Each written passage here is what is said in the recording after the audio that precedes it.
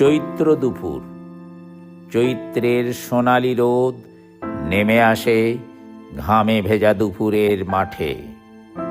পাট খেতে দোল খায় স্নিগ্ধ হাওয়ার পরশ।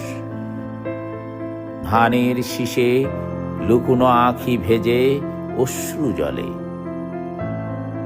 মেঠো পথের ধুলোয় বাজে অশান্ত স্মৃতির সুর। হঠাৎ নৈশব্দের সুরে এক বিষণ্ণ আরতি নিয়ে ঘুঘুর ডাক ছিঁড়ে দেয় নীরবতা। মন যেন তুমি তুমি খুঁজে ফেরে এক অনন্ত অপেক্ষায়। পেছনে পলাশ গাছের রঙিন ছায়া, পাখিদের কোলাহল মিশে যায় প্রকৃতির অনুচ্চারিত সঙ্গীতে। তপ্ত বাতাসের ফাঁকে একটি চুপি সারে চাপা কণ্ঠ। কৌ কৌ শব্দে ঘুঘুটি খুঁজে ফেরে তার প্রিয় সঙ্গীকে। হৃদয়ের জঙ্গলে কেঁদে চলে একেলা। আমার বুকের গভীরেও এক অদৃশ্য ঘুঘু গুঞ্জন তোলে তোমার নাম ধরে নিঃশব্দে। তুমি কি শুনতে পাও? তোমার হৃদয়ের প্রান্তে কি পৌঁছে যায় এই চৈত্র দুপুরের নিঃশব্দ ডাক?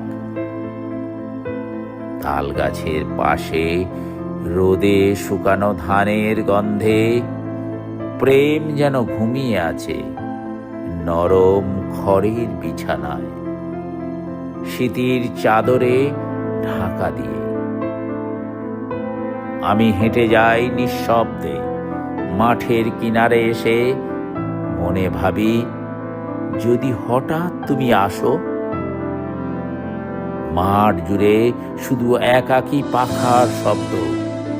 কখনো দূরের থেকে ভেসে আসে বাঁশির সুর, কখনো আমার চোখে ভেসে ওঠে তোমার মুখ আলোক ছায়ার মতো।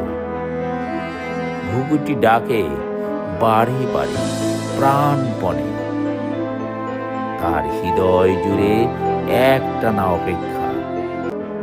আর আমার মন তোমার জন্য ঠিক তেমনি ব্যাকুল।